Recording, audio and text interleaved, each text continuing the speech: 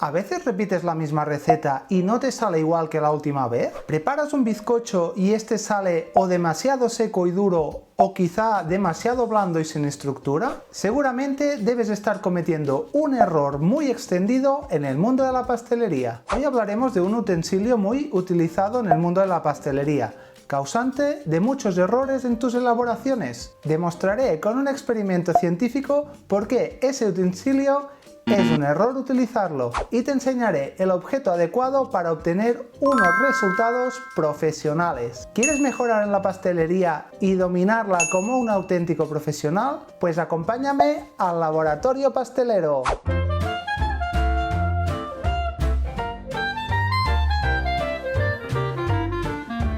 Bienvenido o bienvenida al laboratorio. Soy Ernest, el pastelero científico, tu mentor personal en pastelería y la ciencia que la acompaña. Hoy no vas a cocinar, hoy vas a mejorar tus conocimientos sobre pastelería. Y antes de que te diga cuál es el utensilio causante de muchos errores en pastelería, déjame que te explique dos conceptos físicos que se suelen confundir: la masa y el volumen. Simplificándolo mucho, la masa es la cantidad de materia y esta en pastelería se suele medir en gramos o kilos y no en tazas. El volumen es el espacio que ocupa esa materia y en pastelería se suele medir en mililitros o en litros. El problema es que la harina y otros ingredientes son muy traicioneros. En el caso de la harina, no es un bloque sólido como el azúcar, ni un líquido como si lo sería el agua a temperatura ambiente. La harina está formada por partículas finas, almidones y proteínas, y mucho aire atrapado entre esas partículas. Imagina una piscina llena de pelotas de plástico.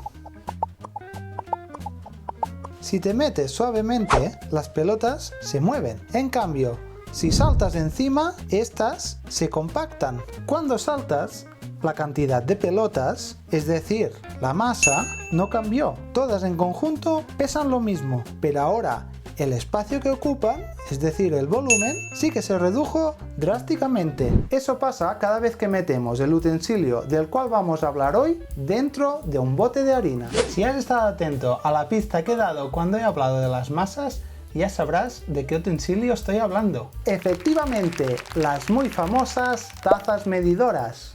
Son estos típicos utensilios, normalmente hechos de plástico o metal, que nos sirven para medir los ingredientes en muchas recetas, mayoritariamente las recetas de pastelería norteamericanas. Nos han hecho creer que con ellas podemos medir cualquier tipo de ingrediente, ya sea un sólido o un líquido, pero utilizarlas es un grave error. ¿Y por qué no podemos medir cualquier ingrediente? Aquí viene la estrella de la física, la densidad. Científicamente, la densidad es la relación entre la masa y el volumen. En pastelería esto se traduce en ¿cuánta harina real has metido dentro de esa taza medidora? Existe un fenómeno muy común en la harina, el asentamiento. Si dejas una bolsa de harina en la despensa durante meses, las partículas se van acomodando, expulsando parte del aire que tenían atrapado y esta se vuelve más densa. En cambio, si tamizas la harina, inyectas aire entre las partículas y esta harina se vuelve menos densa. Esto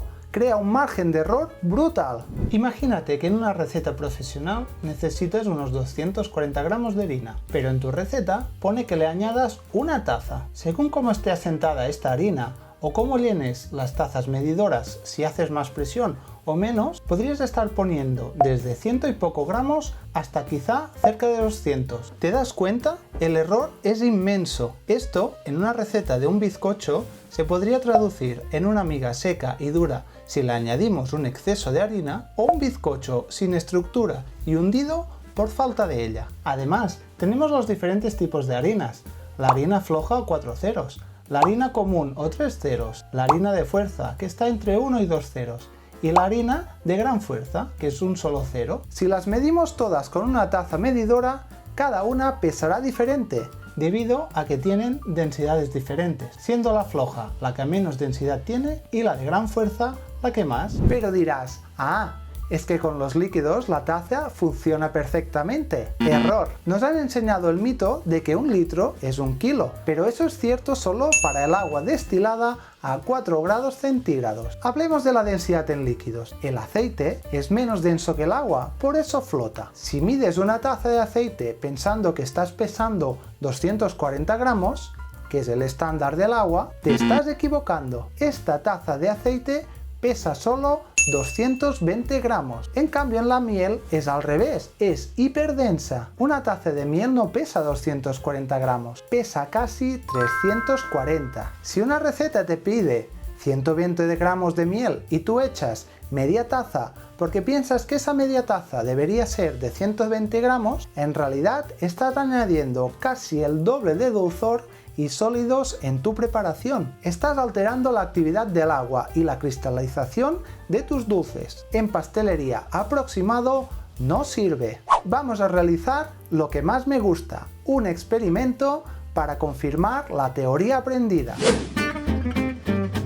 Primero vamos a simular el asentamiento de la harina dentro del bote. Para ello, con una cuchara voy a prensar un poco la harina, simulando el paso de los meses en el armario. Ahora introducimos la taza medidora que equivale a los supuestos 240 gramos o una taza. La llenamos y la dejamos al ras. Cogemos nuestra querida balanza y vertemos la harina dentro de un bol. Y aquí tenéis el resultado, 194 gramos. Cuando en teoría debería pesar 240. Vamos al caso contrario. Imaginaos que tenemos un bol lleno de harina tamizada. Introducimos la misma taza medidora y la dejaremos al ras. Vamos a pesarla, 120 gramos, cuando en teoría debería pesar 240 gramos, ya que hemos utilizado la medida de una taza. Fijaos qué diferencia entre la misma taza pesando la harina compactada y la harina tamizada. Consecuencias de haber utilizado una taza medidora. Si utilizaste la taza prensada, tu elaboración tiene un exceso de materia seca. Absorberá toda la humedad, el gluten se sobredesarrollará y obtendrás un auténtico ladrillo, una piedra comestible. Si usaste la taza de harina tamizada, te falta estructura. Tu bizcocho no tendrá la red de gluten para sostenerse, perderá estructura y seguramente se hundirá en el centro. Todo por no utilizar una balanza. Perfecto, amante del dulce y de la ciencia. Acabas de ver el desastre pesando la harina y ahora te toca a ti pensar como un científico. Aquí tienes el reto de la semana.